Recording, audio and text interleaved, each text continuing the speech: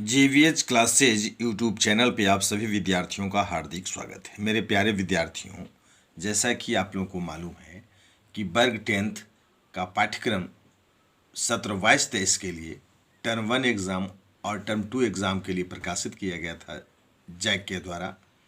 उसके तहत टर्म 1 में जो सामाजिक विज्ञान इतिहास में 2 चैप्टर पढ़ने, यूरोप में राष्ट्रवाद का उदय और भारत में राष्ट्रवाद, भूगोल में 4 चैप्टर आपको पढ़ने हैं और नागरिक शास्त्र में ये 4 चैप्टर पढ़ने हैं। तो इतिहास में जो टर्म 1 हेतु 2 चैप्टर पढ़ने हैं उससे संबंधित ये वीडियो यूरोप में राष्ट्रवाद का उदय आप देख लेंगे और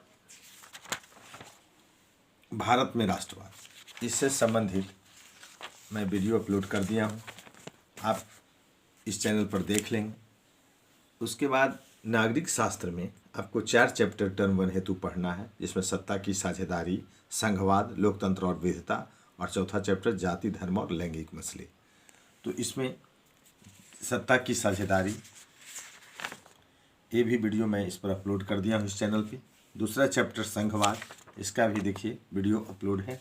तीसरा लोकतंत्र और विविधता, इससे भी संबंधित टॉपिक से संबंधित वीडियो अपलोड कर दिया हूँ। आज मैं नागरिक शास्त्र का जो टर्म 1 हेतु चौथा चैप्टर पढ़ना है वो है जाति, धर्म और लैंगिक मसले।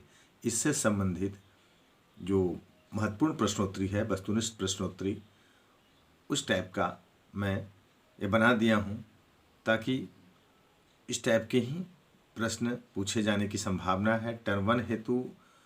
क्योंकि टर्म 1 का जो सिलेबस जारी किया गया था वो कि उसके तहत ऑब्जेक्टिव प्रश्न ही पूछने की बात कही गई थी कि टर्म 1, पिछला बार भी जो टर्म 1 हेतु निर्धारित था उससे ऑब्जेक्टिव प्रश्न पूछे गए और टर्म 2 से सब्जेक्टिव प्रश्न पूछे गए। लेकिन अभी तक जैक के द्वारा जो एक ही टर्म एग्ज़ाम लेने की बात कही जा रही है उसके हिसाब से अभी यह घोषित नहीं किया गया है कि टर्म 1 से कैसे प्रश्न पूछे जाएंगे और टर्म 2 से कैसे। जब मॉडल सेट जारी किया जाएगा कुछ दिनों में तब पता चलेगा कि कैसा होगा। तो आइए, जब तक हम टर्म 1 को का वन लाइनर या इस प्रकार से शॉर्ट में ही प्रश्नोत्तरी करके तैयारी करें ताकि जैसे भी क्वेश्चन पूछा जाए उसका उत्तर देने में आप सक्षम हो जाए। तो चलिए जाति, धर्म और लैंगिक मसले से संबंधित प्रश्न को देखते हैं। प्रश्न संख्या 1 है, जाति प्रथा से आपका क्या तात्पर्य है?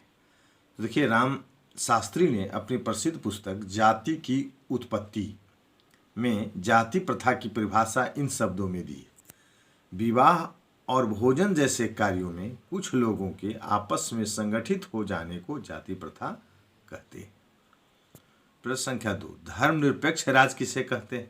तो धर्म निरपेक्ष राज्य वह राज्य है जो सभी धर्मों को बराबर समझता है।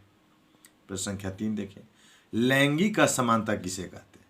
कहता है जब पुरुषों एवं महिलाओं में किसी भी प्रकार का भेदभाव किया जाता है तो उसे लैंगिक असमानता कहते हैं, उसे लैंगिक असमानता कहते हैं। आगे देखिए, 3 प्रकार की सामाजिक विषमताओं के नाम लिखें। तो 3 प्रकार की सामाजिक विषमता क्या है? जाति, धर्म और लिंग। ये चैप्टर का नाम भी देखिए, जाति, धर्म और लैंगिक मसले। तो 3 प्रकार की सामाजिक विषमताओं का नाम लिखिए, तो उसमें आप लिखेंगे जाति, धर्म और लिंग पर आधारित विषमताएं, भेदभाव। प्रश्न संख्या 5, हमारा समाज मातृ प्रधान है या पितृ प्रधान है? तो आप उत्तर लिखेंगे कि हमारा समाज पितृ प्रधान है, पिता की प्रधानता है, हमारा समाज पितृ प्रधान है। प्रश्न संख्या 6, पारिवारिक कानून क्या है? जैसे विवाह, तलाक, गोद लेना और उत्तराधिकार, ये सभी जो से संबंधित जो कानून है वो पारिवारिक कानून है। अब देखते हैं शहरीकरण किसे कहते हैं? देखिए, ग्रामीण इलाकों से निकलकर लोगों का शहरों में बसना शहरीकरण कहलाता है। प्रश्न नंबर 8, लैंगिक असमानता का आधार क्या है? तो स्त्री और पुरुष की जैविक बनावट न होकर इनके बारे में प्रचलित धारणाएं और सामाजिक भेदभाव ही लैंगिक असमानता को दर्शाता है। प्रश्न संख्या 9, हमारी सामाजिक शांति और सौहार्द को कौन भंग करता है, कौन बिगाड़ रहा है? तो जातिवाद, संप्रदायवाद, क्षेत्रीय हिंसा और वंशानुगत शत्रुता, जो गाँव में ही देखते हैं। तो इस टाइप की जो है वो हमारी सामाजिक शांति और सौहार्द को बिगाड़ता है। प्रश्न संख्या 10, अल्पसंख्यक किसे कहते हैं?